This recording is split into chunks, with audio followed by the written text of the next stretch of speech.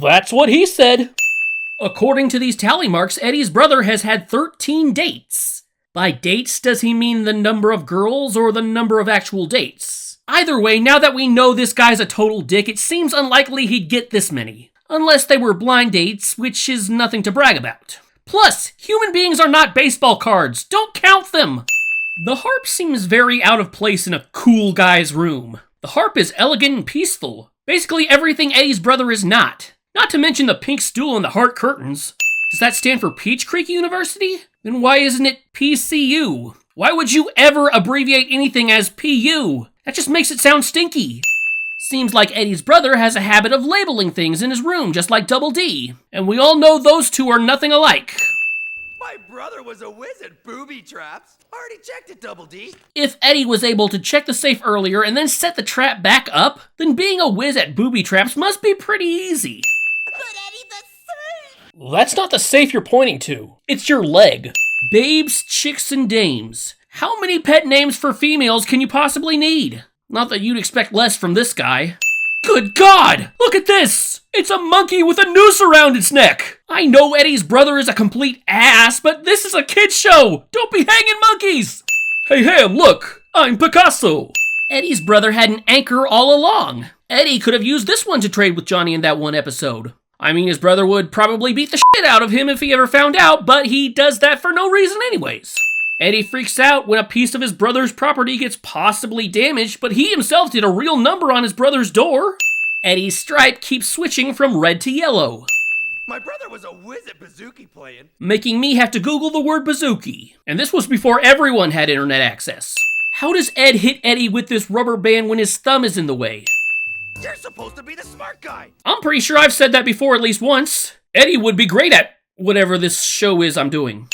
We don't really know when his brother moved out, but what are the odds Eddie's face is the perfect size here? Eddie could have grown since he moved out, and considering how heavily hidden the map was, what are the odds he found it at his current junior high size?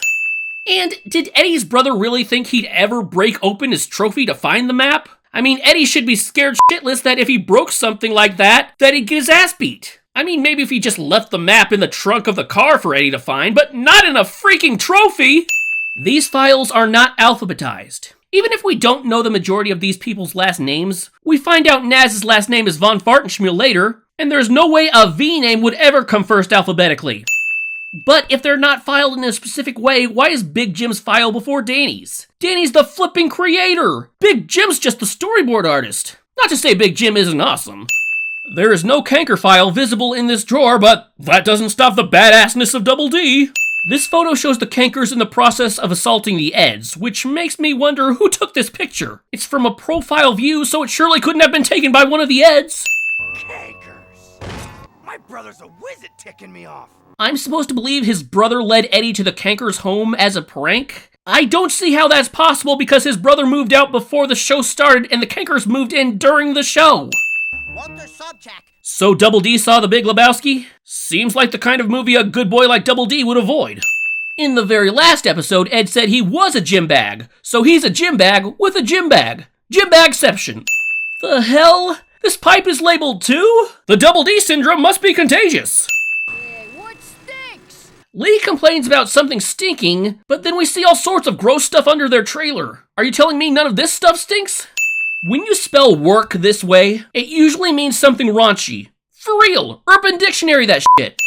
Cleaning clothes while you're bathing is just gonna make the water dirty and then you need a whole nother bath. And we're supposed to believe the Cankers are clever?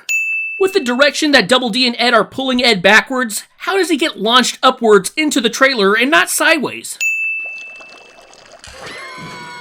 Well, the Cankers are pretty unpredictable when it comes to intrusions while they're bathing. Here, Marie screams, but in 1 + 1 = Ed, they didn't even seem to mind at all. One of them even asked Ed to scrub her feet. There's a sign on the bathroom door that says no dumpin'. That's awfully misleading. There's always dumpin' in the bathroom, if you know what I mean.